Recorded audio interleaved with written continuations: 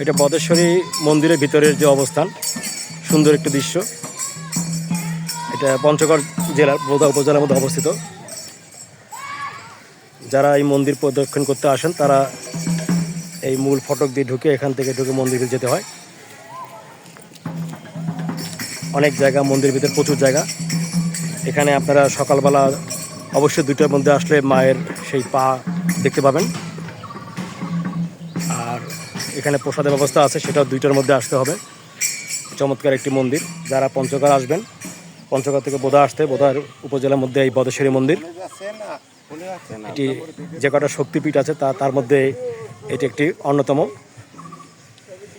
ত্রিশতা শ্রী শ্রী বদেশ্বরী মাতার মন্দির, চমৎকার।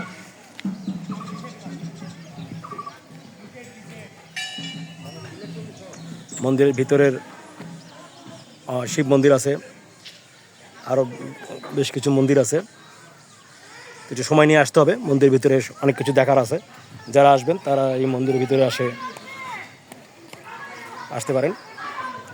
এখানে শুরুতেই দুর্গা মন্দির পাবেন, তার পর্যায়ক্রমে আরও মন্দির আছে। সুন্দর একটি জায়গা।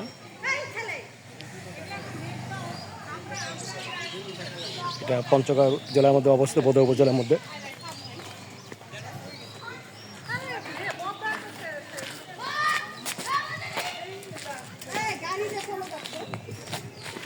এটা হলো মূল গেট, এই গেট দিয়ে ভিতরে ঢুকতে হয়। আর এই হলো মন্দিরের মূল ফটক, ত্রিশতা শ্রী শ্রী বদেশ্বরী শক্তিপীঠ মন্দির। চমৎকার একটি জায়গা। বোদা উপজেলা, পঞ্চগড় জেলা।